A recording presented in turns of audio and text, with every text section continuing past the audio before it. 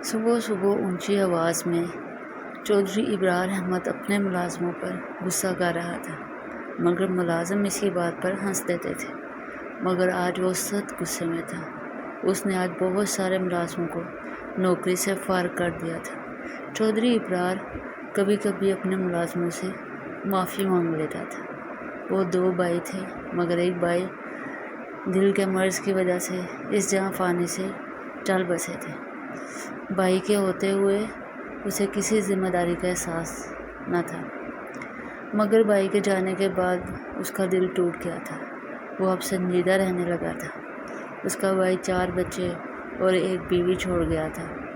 ان کی کفالت کی ذمہ داری اس کے اپنے بھی 2 بچے اور بیوی تھی، 4 بہنیں اور 2 بوڑھے والدین۔ وہ ان سب میں پھنس گیا تھا۔ اسے دنیا کی کسی چیز کی پرواہ نہیں تھی۔ وہ پیسے کمانے کا بے حد شوقین تھا۔ وہ پیسے کمانے کی مشین تھا۔ وہ اپنی ماں کا لاڈلا بیٹا تھا۔ وہ اکیلا رہ گیا تھا۔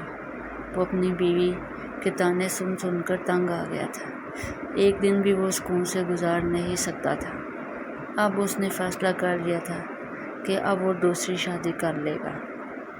اس نے باقاعدہ ایک رشتے کروانے والی کو پیسے دے دیے تھے، لیکن اس کی شادی کی وجہ سے ہر دفعہ بات رہ جاتی تھی۔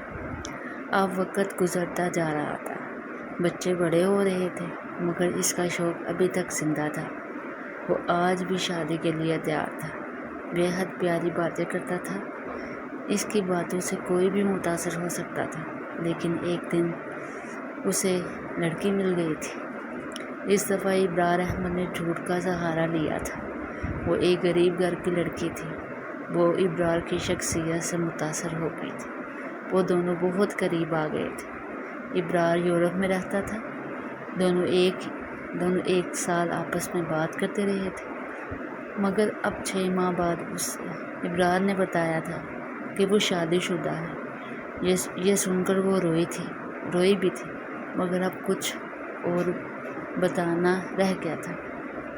اس کے 2 بچے بھی تھے۔ سونی کو یہ سن کر حیرت ہوئی تھی، مگر وہ ابرار سے پیار اتنا کرتی تھی کہ وہ یہ سب کچھ برداشت کر گئی تھی۔ وہ اب پاکستان آنے والا تھا۔ سونی کو اس کے آنے کا انتظار تھا، اور وہ آ گیا تھا۔ وہ سب سے پہلے اپنے بھائی کی قبر پر جاتا تھا۔ ہر سال وہ رو پڑتا تھا۔ دوسرے دن وہ سونی سے ملنے چلا گیا تھا۔ وہ ایک بڑے سے ریسٹورنٹ میں لے گیا تھا۔ وہاں بہترین کھانا کھایا گیا۔ سونی آج بہت خوش تھی، مانو جیسے زندگی میں بہار آ گئی ہو۔ وہ دونوں بہت خوش تھے۔ ابرار نے اسے تحفہ بھی دیا تھا۔ سونی نے اس کے لیے کچھ لیا تھا۔ اب ہر دوسرے دن وہ ملنے لگے تھے۔ اب شادی کی بات چلنے لگی تھی۔ دونوں گھروں سے نہ ہو گئی تھی۔ سونی بے حد پریشان تھی۔ اب ابرار بھی بدل گیا تھا۔ وہ اب سونی کا فون نہیں اٹھاتا تھا، لیکن سونی اسے روز فون کرتی تھی اور رات کو رو کر سوتی تھی۔ اب سونی نے سب سے بات کرنا چھوڑ دی تھی۔ وقت گزرتا گیا۔ اب ابرار کے جانے کا وقت آ گیا تھا۔ سونی کو ابرار کی وجہ سے بے حد ذلت کا سامنا کرنا پڑا تھا۔ وہ خود تو چلا گیا تھا، مگر پیچھے پیچھے سونی کے مرنے کے لیے چھوڑ گیا تھا۔ ابرار نے جاتے ہی سونی سے ہر طرح کا رشتہ توڑ دیا تھا۔ وہ اکیلی رہ گئی تھی، اپنے ہی گھر میں غیر ہو گئی تھی۔ اسے ہر طرف سے طعنے دیے جاتے تھے، مگر وہ چپ تھے، اچھے وقت کا انتظار کر رہی تھی۔ سونی نے ایک دفعہ پھر سے کوشش کر کے ابرار سے رابطہ کر لیا تھا۔ اب حالات کچھ بہتر ہو گئے تھے۔ اب ابرار نے گھر بھی لے لیا تھا۔ سونی کے لیے شادی ہو گئی تھی۔ اب دونوں بہت خوش تھے۔ تھوڑے ہی عرصے کے بعد سونی باہر چلی گئی تھی، مگر اب وہ بیمار رہنے لگی تھی۔ وہ 40 سال کی عمر میں ہی اس دنیا کو چھوڑ کر چلی گئی تھی۔ وہ ابرار کو اکیلا چھوڑ گئی تھی۔ سونی کو پاکستان میں ہی دفنایا گیا تھا۔ اب ابرار بوڑھا ہو گیا تھا، بچے بڑے ہو گئے تھے۔ اب ابرار جب بھی پاکستان آتا اپنے بھائی کی قبر پہ جانے کے بعد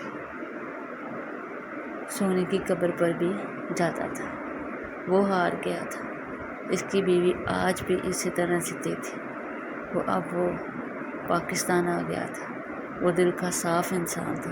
وہ لوگوں کی طرح ہوشیار نہیں تھا۔ اس کی معصومیت پر سونی مر گئی تھی۔ سونی بے حد ضدی تھی۔ وہ اپنے باپ کی لاڈلی بیٹی تھی۔ وہ اپنے بابا سے بے حد پیار کرتی تھی۔ وہ اپنے بابا کے پاس چلی گئی تھی۔ ابرار کے لیے وہ آج بھی زندہ تھی۔ اس نے اپنے پیار کو عمل کر دیا تھا۔